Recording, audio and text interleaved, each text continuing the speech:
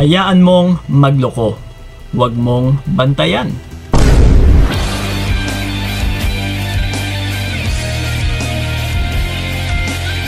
Yes. Narinig nyo na ba yung mga payo ng iba? No? Na karamihan is always din natin itong naririnig. Na hayaan mo siya. Huwag mong bantayan. Hayaan mong magloko. And kung minsan kasi, once na pumasok tayo sa isang relasyon, ay nakasanayan na natin na binabantayan yung partner. Lalong-lalo na kapag may trust issue na tayo sa dati. Kumbaga pa kung may trauma tayo. Halimbawa, niloko tayo dati na mga past relationships natin, is ito ngayon, hindi maiiwasan na mababantayan mo yung partner mo. Na kunting lingat niya lang, kunting babad niya lang sa cellphone, or kung minsan is kapag may kausap na hindi ka katabi is marami nang pumapasok sa iyong isipan. Yung tipong mapapraning ka. So that's why isa ito sa mag-uudyok na mas lalo mo siyang mababantayan. So ngayon, the more na binabantayan mo yung partner mo, ay mas lalo po itong masasakal. And then, once na masasakal na yung partner mo, ang magiging resulta ay mas lalo po itong aatras. Kumbaga pa ay mahihigpitan mo siya lalo. So pagdating sa kanya is hindi na siya makakahinga. Yung tipong mapapaisip na siya na halos parang hindi na siya makakakilos.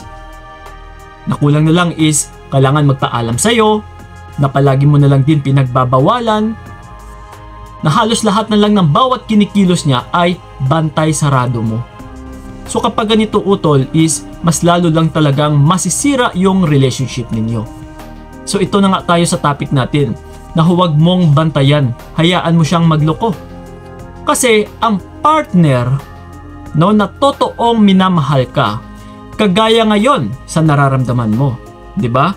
Kung masasabi or kung nasasabi natin na minamahal mo yung partner mo is, 'di ba? Wala kang ibang iniisip, wala kang ibang ipinapahiwatig sa kanya kundi ipapadama na mahal mo siya. Sa pamamagitan na kailangan mong iwasan yung ikasisira ng relationship ninyo. 'Di ba? Kumbaga pa umiiwas ka sa mga bagay-bagay na ikasisira ng relasyon ninyo dahil ganito sa iyo kaimportante yung taong ito. Ganito sa iyo kaimportante yung relationship ninyo. So ganito ang nararamdaman ng taong totoong nagmamahal. Iiwas ka sa mga bagay-bagay na ikasisira ng relasyon ninyo. 'Di ba? So ganun dapat ang natural. No, na ipapakita ng isang tao na totoong nagmamahal. Kumbaga pa, kung totoong mahal ka rin ng partner mo is ito din dapat yung pinapakita niya. Tama? Na ito din dapat yung isaisip niya palagi. Na iiwas siya sa mga bagay-bagay na ikasisira ng relationship ninyo. Yes. Kasi kahit anong bantay mo dyan utol, kung hindi ka naman mahal ng partner mo, ay magloloko at saka magloloko talaga yan. Tandaan nyo yan.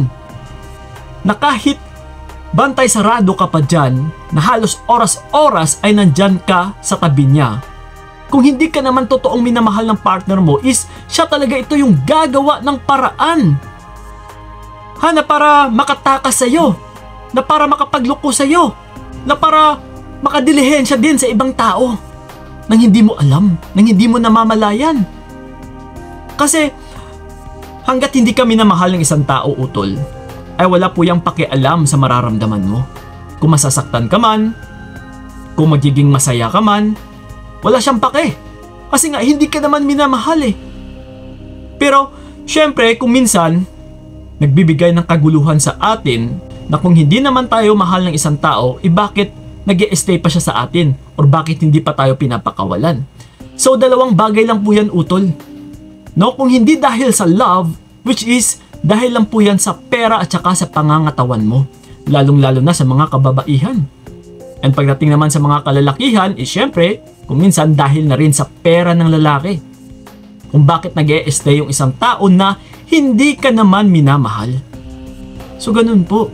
So that's why no need mo yung bantayan, no? Kung gusto mo talagang makilala ka agad kung ano yung pinakapakay or motibo ng tao sa'yo, hayaan mo. Kailangan mo siyang pabayaan utol. Dahil kung mahal ka nga niyan is siya mismo mag-iingat sa mga bagay-bagay na ikasisira ng relationship ninyo. At saka palagi ninyong tandaan na the more kasi na binabantayan mo yan, no, is like I said kanina, the more po yan iiwas, the more po yan na pumapaligwas or bumabaligwas, and then the more po yang magtatago sa kung ano man yung meron na itatago sa'yo na pagloloko.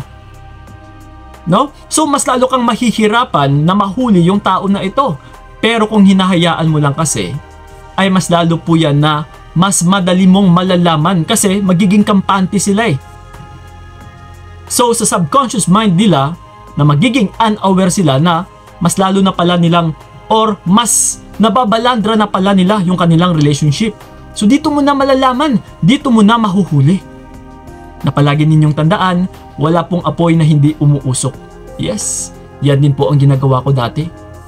Na always po talaga na hinahayaan ko lang na dito ko malalaman kung totoong mahal ba talaga ako ng taong ito o hindi. Hinahayaan ko utol kasi gusto ko kaagad malaman eh. Kaysa mag-stay lang ako sa isang relationship na nag-aaksaya lang pala ako ng panahon ko. Ganyan ko po, tinitreasure yung bawat oras ko. Na ayokong mag-aksaya, no, sa isang relasyon na hindi naman pala ako totoong minamahal. So that's why hinahayaan ko. And then dito ko talaga malalaman kung minamahal ako ng taong ito o hindi. Na kung magloko man siya, boom, goodbye ka sa akin. Alis ka dito. Hindi kita kailangan kasi hindi mo naman ako minamahal. Mag-aaksaya lang ako ng pawis, pera at dugo ko sa'yo. At saka pagmamahal ko at saka energy ko.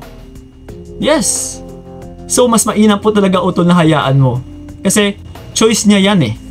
Kung magloloko man siya o hindi. And then choice niya rin kung mamahalin ka rin niya o hindi. Yung pagmamahal kasi utol ay hindi po yan pinipilit. Kailangan natin ay hayaan yung tao na kusa niya ito ipapadama or ipaparamdam sa'yo. Sa pamamagitan kung paano niya ingatan yung relationship ninyo. Okay? Tandaan niyo po yan.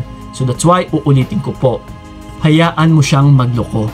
Huwag na huwag mong bantayan. Copy? So yun po mga utol, sana'y nakatulong or sana'y malinaw sa inyo yung explanation ko na ito. Okay, lalong-lalo na sa mga siloso at saka silosa dyan. Maging confident lang kayo sa sarili ninyo. Kagaya sa akin kung paano ko pinapahalagahan yung sarili ko. Maraming salamat. By the way, sa mga gusto pala akong makausap one-on-one, i-PM nyo po ako sa aking FB page na Payong Kaibigan ni Kiko. Yes, tumatanggap po kami ng one-on-one coaching. And then sa mga nagtatanong kung may bayad, yes, meron po. Pero murang halaga lang naman po. Kung nakabibili kayo, kung nakakabili kayo ng mga bagay-bagay na hindi nyo naman na papakinabangan, ito pa kaya yung magbabago ng pananaw ninyo sa larangan ng pag-iibigan. Okay? And then sa may mga katanungan man dyan, you can leave a comment lang dyan sa ilalim, lalong-lalo na sa YouTube channel natin dahil dyan po kami nagre-reply. Maraming salamat. So ingat kayo. God bless and babu! Sana hindi na lang ikaw ang aking ginusto. Binigay ko lahat para wala kang masabi.